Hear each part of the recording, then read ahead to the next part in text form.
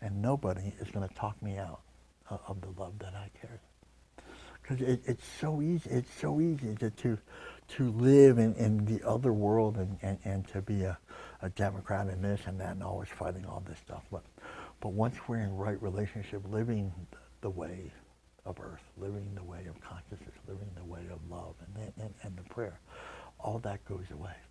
It just goes away. It's a way that we see beyond the illusion and see to that beautiful heart-centered place. And in my teachings, we all come from the same place. So everything begins with thank you. Just okay, thank you. When I begin my day, it's thank you. Thank you for allowing me to be here. Thank you for another opportunity. Welcome to the Holomovement Awaken Your Purpose podcast, where we interview incredible people that are living and breathing their purpose. And you can too. If you would like to support this programming, drop us a like or leave us a review.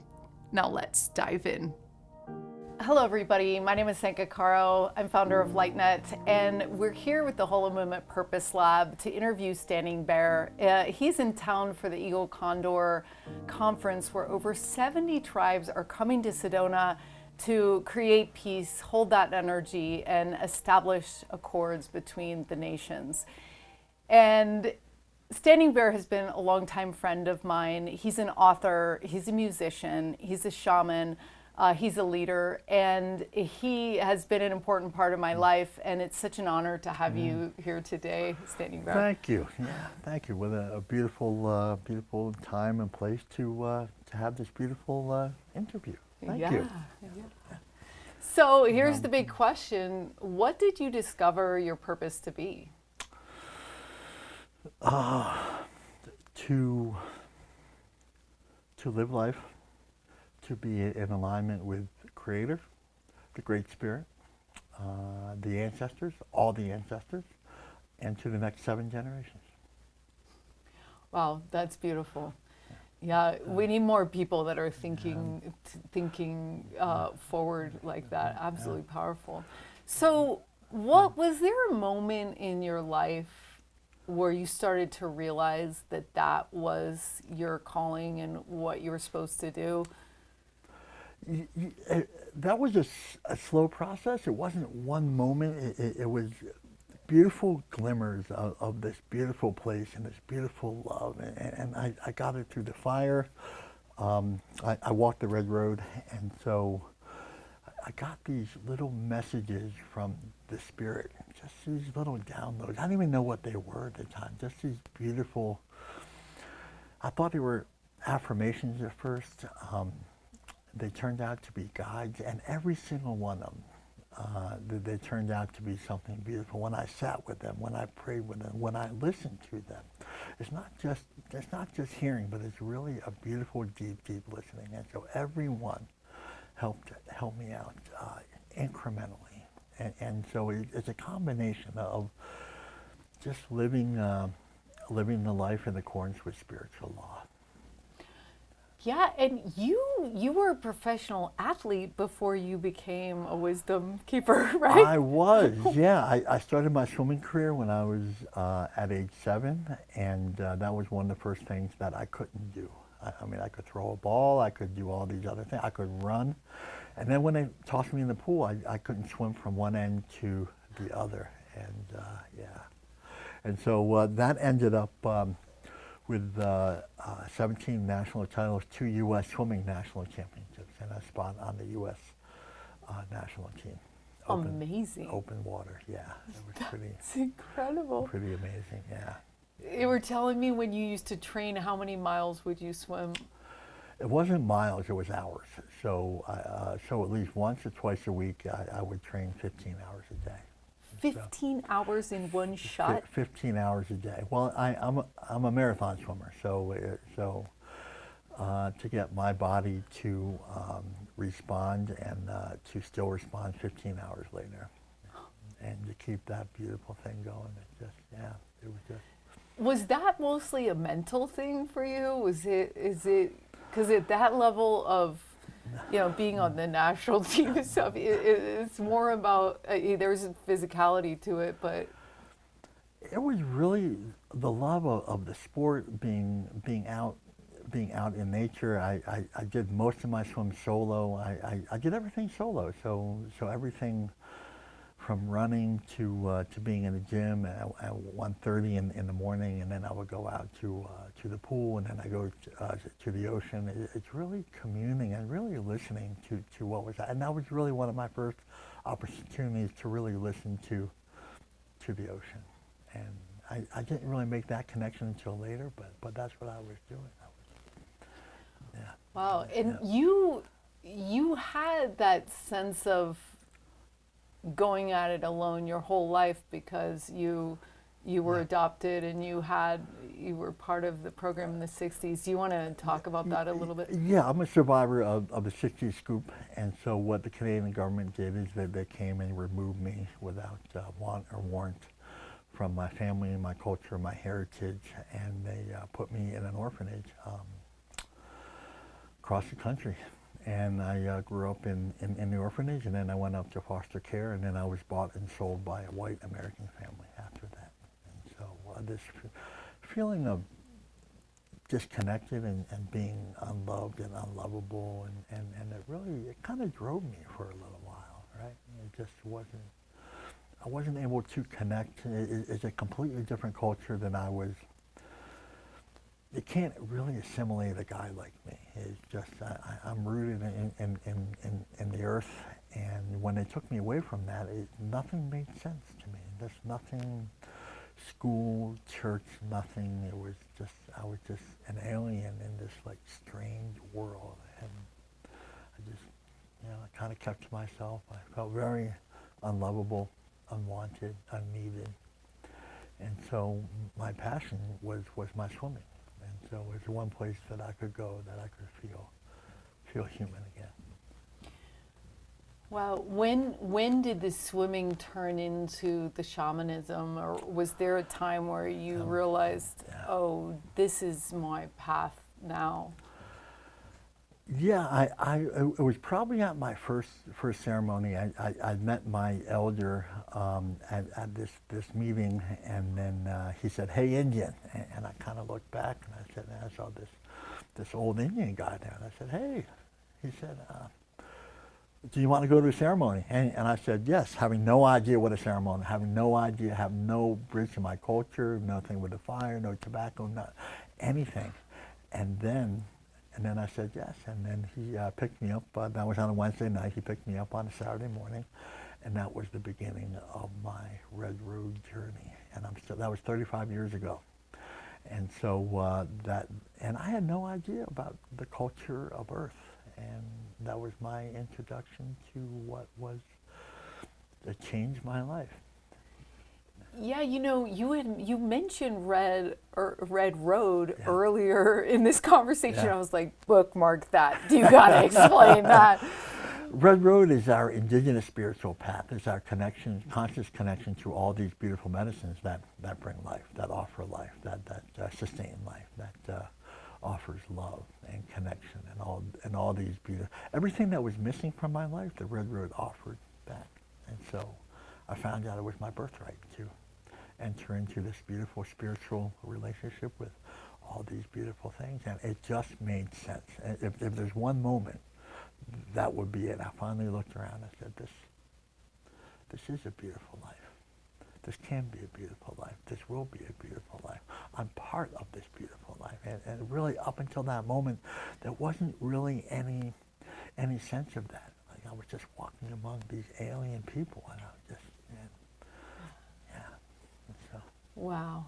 Yeah. So if you were to explain this Red Road life to an alien from North America, like that doesn't have any idea, how would you describe it to the listeners that are listening now? Like, what does it feel like? What is it like? To aligning yourself with the fire, the wind, the earth, the stars, with the seasons, with the rain, with the grass, with the trees. They all speak this beautiful language, and it's something that it just really makes sense to me.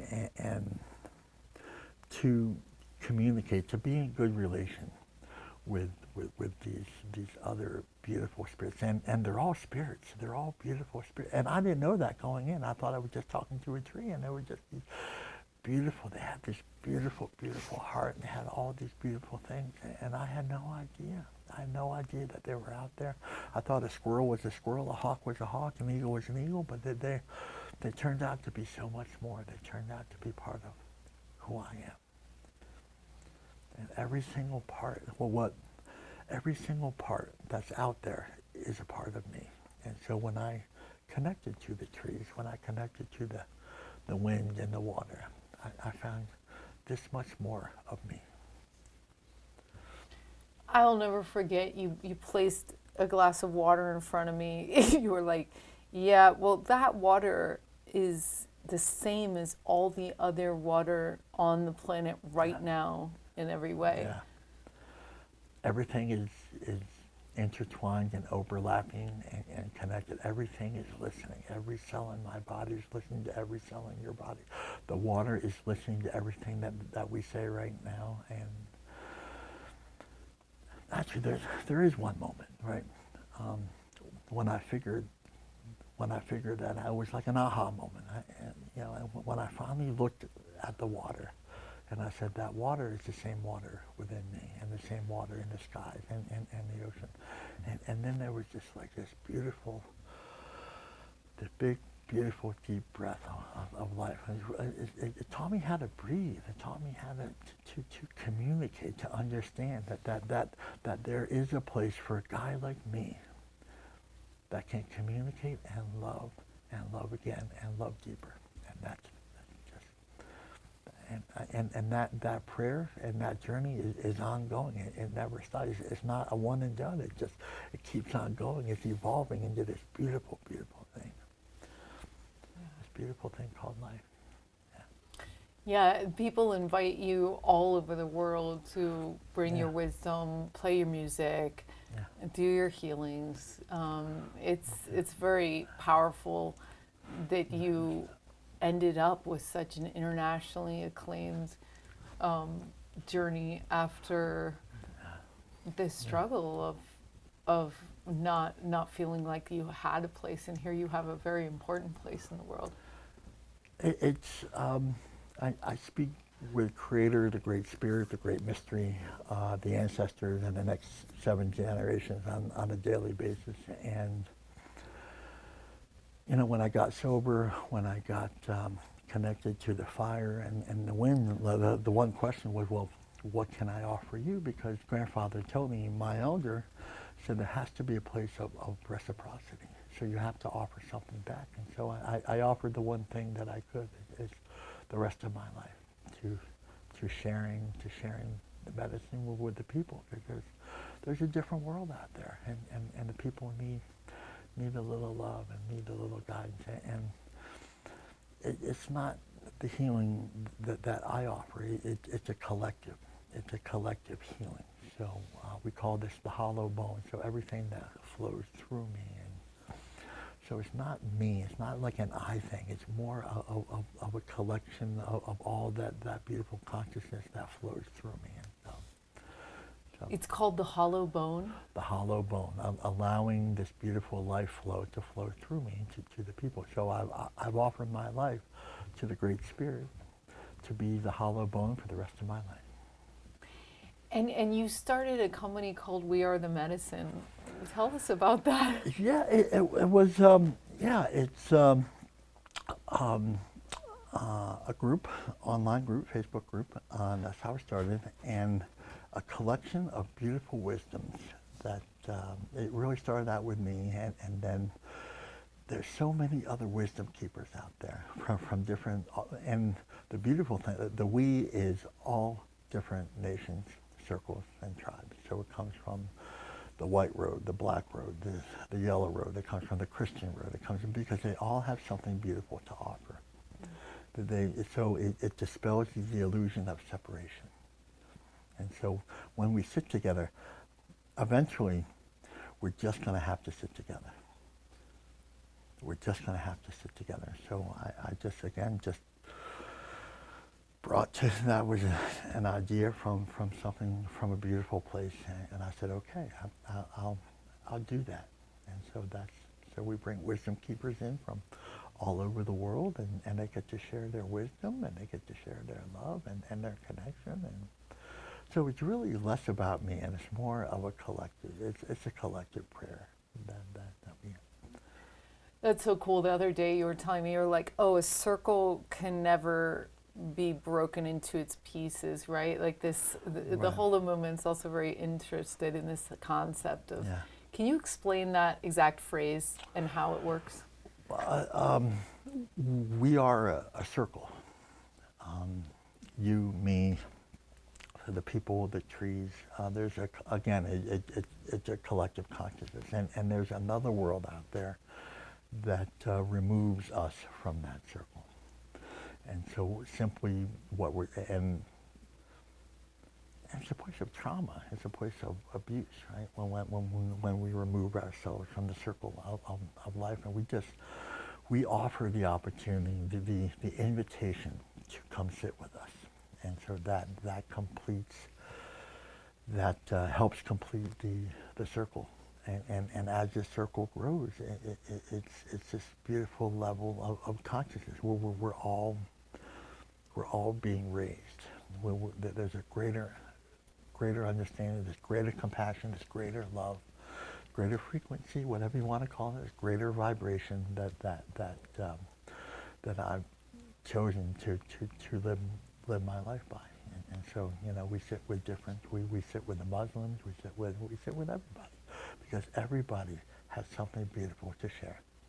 Within them, there's a beautiful heart, there's a beautiful place, there's this beautiful wisdom, this beautiful love. And this life gave me my life back. And so I just want to offer that back to these people that feel lost, lonely, separated from wherever they are, different nations, different tribes. And well, I can't sit with you because I'm Muslim, or I'm Christian, or I'm Catholic. I said, no, that's not the way of the Spirit. The way of the Spirit is this place of beautiful oneness that I honor where you are, but you can also sit with us and honor where we are. Wow. Yeah, a circle can That's never be the circle. unbroken. That's the circle right Yeah, there. very cool concept. An opportunity, An opportunity. an invitation to sit and just listen and feel, even on a cellular level. It's just, because they're always talking. Everything is talking all the time. That's one thing that I found out. And the other thing I found out is that they're listening to everything that we say. Everything is, everybody, everywhere is listening to everything that we say. And so it changes the narrative, changes the motive, changes the way we walk, changes, we ascend through conduct, right? So it's learning to live in a right and beautiful relationship. And so that's what I offer. And it's just, yeah. So, what was the biggest struggle that you that you went through in living your purpose? I wouldn't call it a struggle. I would call it an opportunity. I said the greatest opportunity to heal, to live, to love is to carry this prayer. To carry this prayer no matter what. If they go, if she goes, if the money goes, if the car goes, if there's detractors there, it's the only thing we have is our prayer. And the way we hold it is the love that we carry. And nobody is going to talk me out of the love that I carry. Because it's so easy to live in the other world and to be a Democrat in this and that and always fighting all this stuff. But once we're in right relationship, living the way of earth, living the way of consciousness, living the way of love and the prayer, all that goes away. It just goes away. It's a way that we see beyond the illusion and see to that beautiful heart-centered place. And in my teachings, we all come from the same place. We just have to We may have different suits and different bodies. Some of us look like trees and squirrels and eagles, but we all carry the same prayer. So everything begins with thank you. Just okay, thank you. When I begin my day, it's thank you for allowing me to be here. Thank you for another opportunity. Right? And so the words we use, that like the challenge, and I used to use that word quite a bit. But then guess what happened?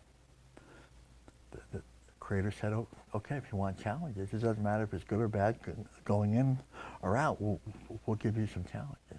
But now I changed the narrative into this beautiful opportunity. So this is today is a beautiful opportunity to love a little deeper, to see things. And the world doesn't change. The way I view it does, right? And so the way I view it, the way I respond and react, guess what that does? That changes the very world that we live in. Spoken like a true quantum physicist. Yes. Okay. So what advice would you have for someone that's not sure why they're here, what's their calling, what's their, they're still searching? Go deeper into the prayer. Go sit in a circle, sit by the fire, sit with Mother Earth. She is our mother. Sit with her. Find your, so, again, and this is just contrast medicine. This is without judgment or opinion. We know there's another world out there. We as Indigenous people, we know there's another world out there. Yeah, you've seen Sasquatch. We've face seen out Sasquatch. of reality. We've seen Sasquatch, yeah. Or the big people, or the big people They like to be called. called. They like to be called big people. The big people, yeah. So, it's really. Yeah, you were saying to sit with the mother and to listen when they're searching.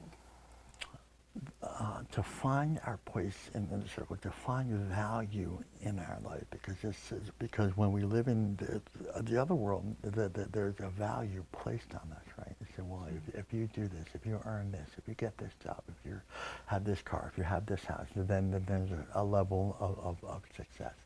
But we don't talk in those terms. We talk in this beautiful place of connection, this place of oneness and wholeness.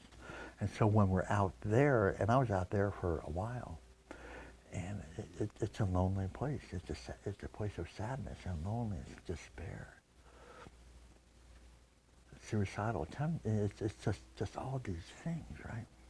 But when we step into the circle, when we sit by the fire, when we talk to the fire, when we sit with the Muslims and the Cookums, the grandmothers and the grandfathers, when we talk to the stones and we talk to the trees, they are our guides. They are our counsel. They are our allies. They are our partners. And we get to begin to understand this.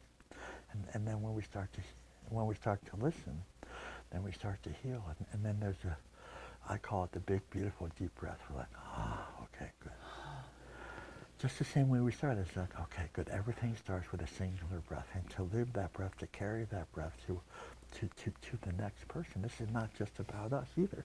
So the circle of medicine is the ancestors, all the ancestors, not just the two-legged ancestors, but the winged, the fish, the creepy crawlers, the trees, the water, the elementals, and they have generations before them, right? And we have a generation now. And what we have to do to find that purpose is to really carry the prayer of life to the next 7 generations. So everything we do, we really live the way of the circle. And then so if we're lost, we step deeper into the circle, just a little deeper, just one more prayer. Just one more. Hold on to this prayer a little longer. Hold on to it a little tighter. Listen to it a little deeper. And then we'll start to find this beautiful place of traction. So the closer we get to Mother Earth, the deeper relationship we have, the less we feel lost, lonely, scared, afraid, depressed, everything that world offers us. that is designed to remove the love from within us. But the other end of it is this beautiful place of oneness and wholeness where we get to say, I love you. And it's not a contractual agreement, it's a place of wholeness. And we get to say this to the trees, and that's how I start my day. I say thank you. When I end my day with gratitude, everything begins with thank you. Everything begins with gratitude. Everything begins with reciprocity. Everything begins with intention. And so when I step into that, that's the circle. That's the purpose. That's the advice. Very powerful. Yeah. Yeah, because I've experienced that too. When you ask and listen, you get, the world speaks to you. The everything around you speaks to you. What effect have you had on the world by being in your purpose? What effect? To raise the consciousness. That's something that I may never know, and that's okay. I know when I listen to your heart, this world is a better place. And when you listen to my heart, this world is a better place. When I listen to anyone's heart, this world is just a better place. It's like that single drop of rain that comes down and just ripples out in all directions. Just hold on to that prayer no matter what. That we have powers working for us that we may never see, we may never hear, but we feel of everything is right here. And so we just hold that beautiful place, and we just say thank you. And it's just a knowing.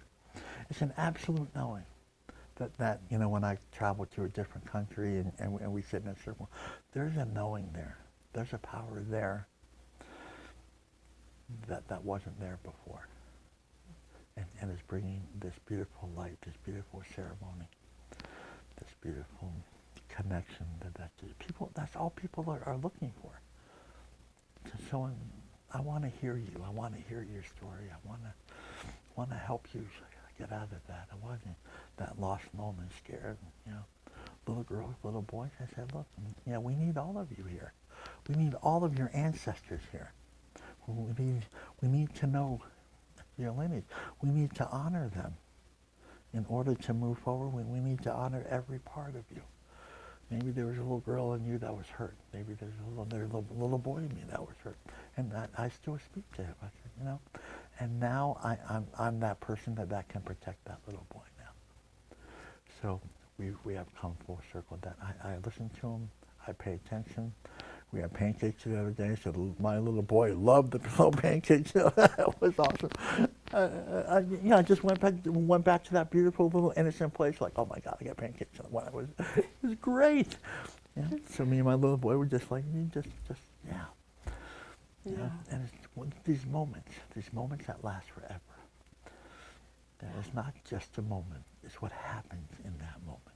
And what happens in that moment, we can take that, and that can last forever. That little moment, those pancakes will live forever. Yeah, and this moment that we're going to arrive to where everybody is contributing that most exciting part of themselves. It's just like the ignition of the whole is just like, it's like I've seen when it happens. It's like this, it's like where the people that are out of the circle, because you said of like heartbreak and not feeling, and then when you sit down, you can really watch people come alive.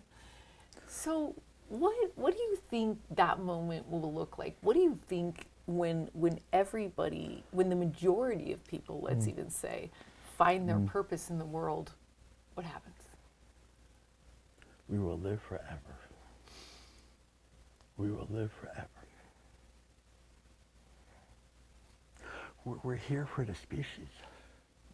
We are a beautiful, beautiful species, no matter what skin color we are, no matter what thing, we are still a beautiful species. We have something to offer that the universe needs. That's why we're here. It's not just an earth thing, it's a universal thing. And they're watching us. It's just like this beautiful creator, and they're all watching. They're all watching this, us grow and to heal, and they're watching this. They're out there. I know it. I've seen them.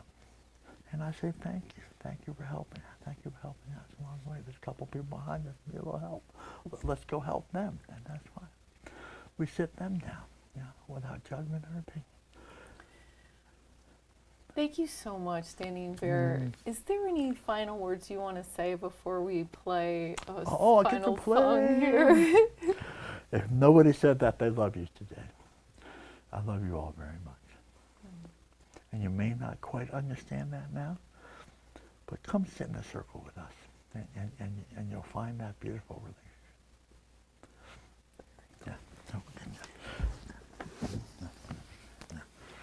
Yeah, you were explaining to me yesterday that this is made of one beautiful piece of wood. This is one beautiful piece of wood. It's not a layered. It's not a layer with a borehole in between. They're good, but this is a. And last time I heard you play this, you were in Japan at the Peace Walk where you guys were. Oh, that's right. That's right. With Christine Kaufman singing. That's right. It was amazing.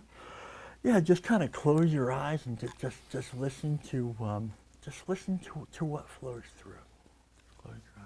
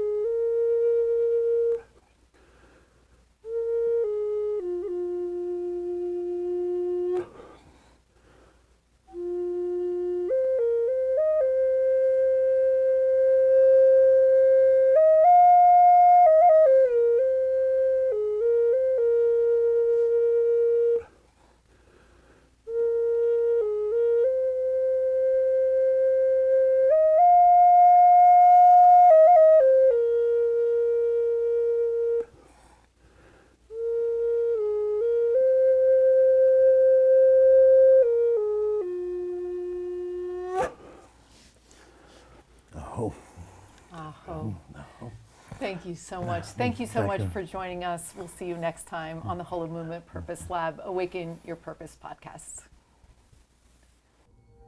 Thank you for joining us today. If you would like to get to know some of the most important thought leaders in the consciousness movement, I invite you to join us for the Holomovement Wave in Portugal, May 29th through June 2nd.